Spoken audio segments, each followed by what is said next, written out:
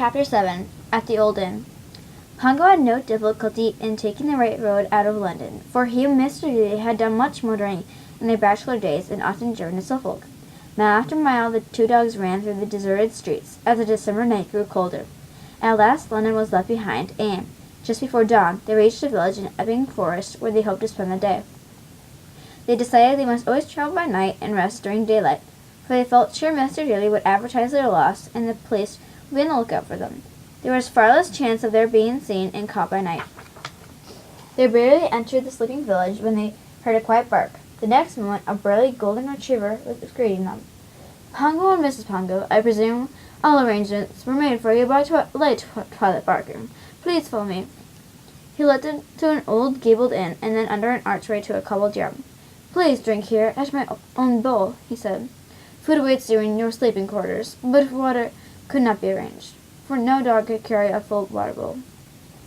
Pongo and Mrs. Pongo had had only one drink since they had left home, and at an old drinking trough for horses, which had a lower trough for dogs. They now gulped their sleighing gratefully. "My pride as an innkeeper tempts me to offer you one of our best bedrooms," said the golden retriever. "They combine old-world charm with all modern conveniences, and no charge for breakfast in bed. But it won't be wise." "No, indeed," said Pongo. "We might be discovered."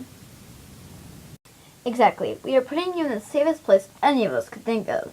Naturally, every dog in the village came to meeting after the late barking, when we heard this village was to have the honor of receiving you. Step this way." At the far end of the yard were some old stables, and in the last stable of all was a broken-down stagecoach. "Just the right place for a Dalmatian," said Pongo, smiling, for her ancestors were trained to run behind coaches and carriages. Some people still call us coach dogs or carriage dogs. "And your run from London has shown you are worthy of your ancestors," said the golden retriever.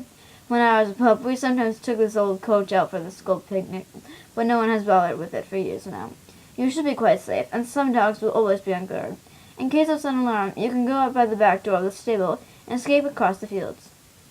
There was a deep bed of straw on the floor of the coach, and neatly laid out on the seat were two magnificent chops, half a dozen iced cakes, and a box of peppermint creams. From the butcher's dog, the baker's dog,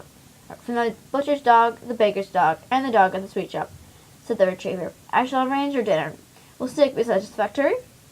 Pongo and Mrs. said it would indeed, and tried to thank him for everything, but he waved their thanks away, saying, It's a very great honor. We are planning a small plaque, to be concealed from human eyes, of course, saying, 'Pongo and Mrs. slept here.'" Then he took them to the cobwebbed window and pointed out a small edition of himself, who was patrolling the inn courtyard. My youngest lad, already on guard. He's hoping to see you for a moment when you're rested, and ask for your paw marks, to start his collection.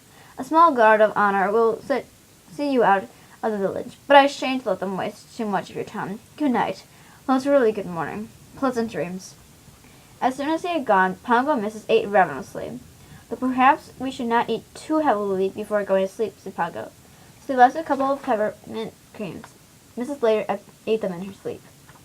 Then they settled down in the straw, close together, and got warmer and warmer. Mrs. said, "Do you feel sure our puppies will be well fed and well taken care of?" "Quite sure. And they'll be safe for a long time, because their spots are nowhere near big enough for a striking fur coat yet. Oh, Mrs., how pleasant it is to be on our own like this." Mrs. thumped her tail with joy, and with relief. For there had been moments when she had felt, not jealous, exactly, but just a bit wistful about Pongo's affection for Perdita. She loved Perdita, was grateful to her and sorry for her. Still, well, it was nice to have her own husband to herself, thought Mrs.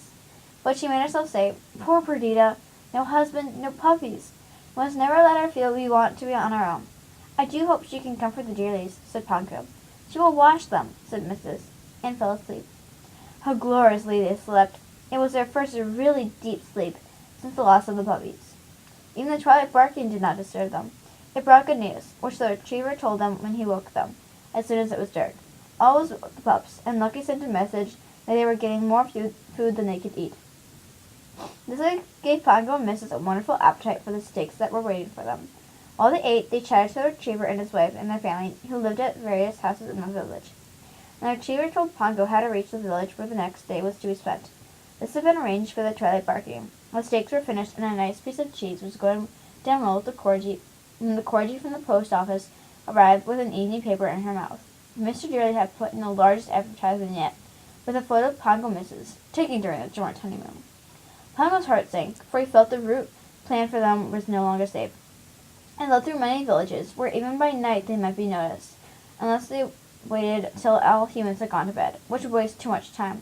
He said, "We must travel across country." "But you'll get lost," said the retriever's wife. "Pongo never loses his way," said Mrs. proudly. "And the moon will be nearly full," said the retriever. "You should manage, but it will be hard to pick up food. I had arranged for it to await you in several villages." Pongo said they had eaten so much that they could do without food until the morning, but he hated to think dogs might be waiting up for them during the night. "I will camp though by the 9 o'clock board game," the retriever. There was a snuffling at the back door of the stable. All the dogs of the village had arrived to see Pongo miss his off.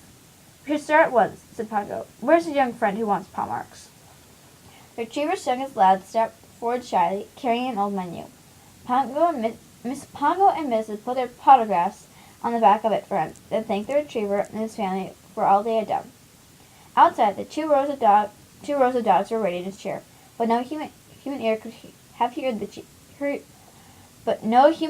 heard the cheers, for every dog had now seen the photograph in the evening paper, and knew an escape must be in absolute silence. Pongo and Mrs. bowed right and left, gratefully sniffing their thanks to all. Then, after a last goodbye to the retriever, they were off across the moonlit fields. "On to Suffolk," said Pongo.